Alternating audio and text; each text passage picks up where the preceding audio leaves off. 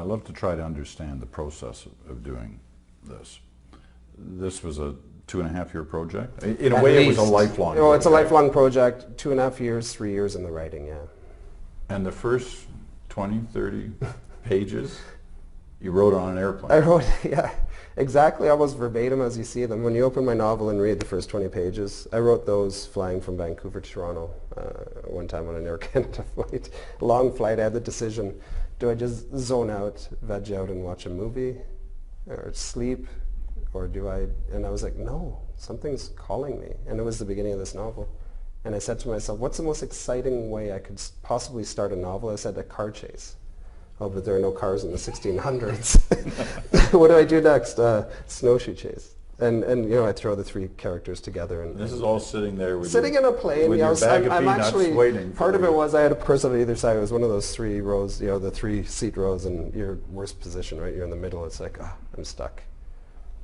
What can I do? I can just sit here and fume and watch a movie, or I can open my mind up to something that I want to create. So you're sitting there with a laptop or with I actually had my iPad and a little keyboard. So I was writing with an iPad and a little a tiny little keyboard on the iPad. So you get on the plane, you didn't know you were going to do this. You get off the plane and you've got to start. And I'm like, oh, this is exciting. Yeah, this is good. This is a good start, because it's without knowing it, I threw these 3 characters together: the Jesuit, the Wendat chieftain and elder, and the young Haudenosaunee girl. They are thrown together in a very violent way. Mm-hmm. And I was like, well, the elephant in the room is already dealt with. There was violence during this time between the peoples. There was violence between the Europeans and the indigenous people. There was violence intertribally. So I was like, well, I got the violence done. Now let's see where they go from here. They've got to spend their lives together now. These 3 very different people. What do I do with them now? And that was a wonderful kind of exciting start for me. Every time, and with my characters, what's so funny is they're like little babies at first. I have to like feed them and tell them, you got to do this in this bird, or snowfalls, you might want to do this. But very quickly, if they're real characters in the novel, they start telling me what they're going to do. And they start doing things that get them in trouble. I'm like, how are you going to get out of this now, Snowfalls? Why did you just pee on Bird's blanket? Now, he's going to be very upset with you. How do you get out of this now? And they always found their way in this novel. It kind of just played itself out in this amazing way to me. Getting to start must be the challenge to any novel. Yeah, it's very frightening. The old movies used to show, somebody sitting at a typewriter and then throwing a piece of paper away, trying again, throwing a piece of paper away. Is it like that? It's frightening for me, and I would imagine any novelist I would ask, whether it was Michael Winter or Margaret Atwood or Michael Ondaatje, it would be, how scary is it to start your novel? Because you know nothing again. Despite all of what's come before, when you got that blank screen or that blank page in front of you, oh my Lord, it's can I do this? Can I live up to? And you have to push all of that away, obviously, all of the outside voices and noises, and allow the inner voice to obviously blossom. It's a frightening thing starting, and I'm doing it right now, and it's not easy. But you did this one sitting on a plane in the rarefied air with people I around. think it was the overly oxygenated area. Yeah. But with people around you, now, do you like to be alone? Do you like to? My wife Orenda will laugh at me because I'm being from a large family surrounded by noise all the time. So I often write in New Orleans in a coffee shop that is just buzzing with people. And first thing in the morning I go and people are just coming and going, and I love that time to write. So I love to write in noise. They would freak if they knew you were sitting there writing about Northern Ontario. Yeah, well, they wouldn't understand. They'd be like, what? Whatever, But yeah, no, I don't mind the busyness of life around me while I write. I kind of dig it. I like it. I like the vibrations of other humans, But I can also write, late at night. With this novel, when I wrote near the end, I was in a feverish kind of obsessive thing where I wrote the last 100 pages of this novel over the course of probably 2 weeks. And again, almost verbatim as you see them now. And I didn't know. At this point I was on a river, and the river was coming to it was in the rapids. And I was just flying through this very painful stuff, with what happens to the Jesuit Christophe and what happens to the Wendat people. It was not easy writing, and I didn't know how I was going to do it, but it was like this feverish thing at the end. So I compare this writing the Orenda to a big slow, and I hope the read isn't a big slow river at first.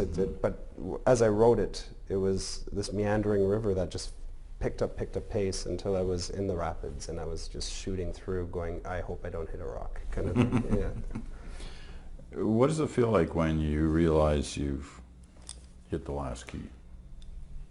That last sentence of the novel, I wrote it again, verbatim. The past and the future are present, and I was like, oh my God, that is it? And I hit the period button and looked to my wife, Amanda. We were right across the table from each other. She's a novelist as well, and I looked at her and said, I think I did it. And she looked at me and smiled, and she had been reading.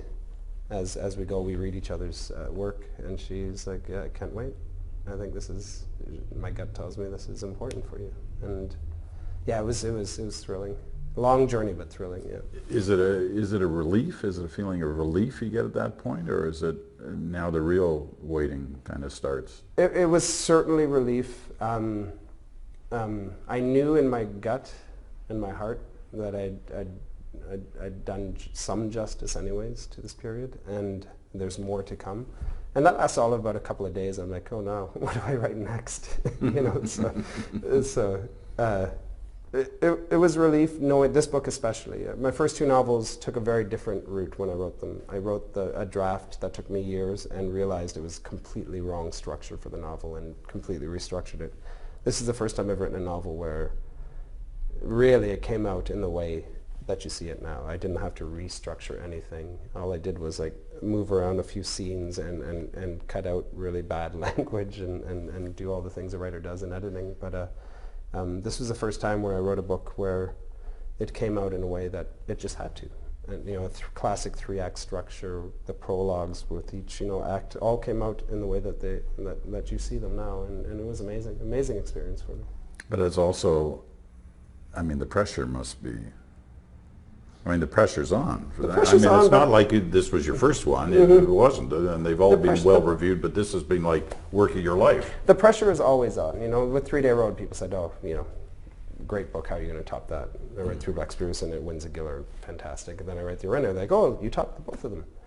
I'm writing a young adult novel now that I'm super excited about because I have so many nephews and nieces that I just want to reach out to and show them something, or like commune with them in my own way. And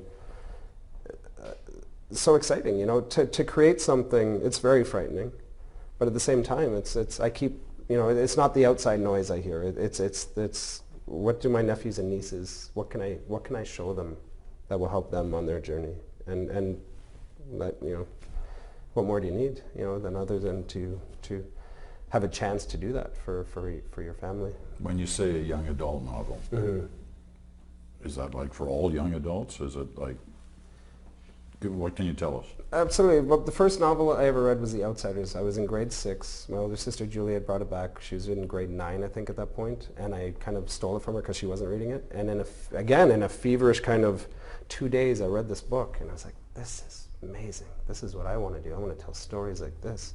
And I want to treat this young adult novel like that too, that an adult can read it, and that a youth can read it, that family, hopefully a parent can share with a child. And I'm talking, teens, 12, 11, 13 on kind of thing. Right. Is it a modern day? Or it's modern. It's contemporary, yeah. It's a young contemporary Aboriginal boy living in the big city who's being kind of wooed into the gang life, the Indian posse kind of life. And for escape, he goes to the railroad tracks near his home. And one day this kid wearing old-fashioned clothing comes up and tells the contemporary kid, I just ran away from residential school.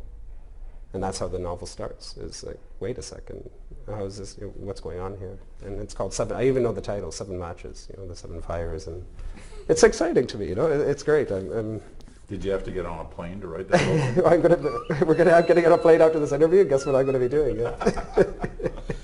Listen, this has been a treat. Thanks so much. That's wonderful. Thank you, Peter.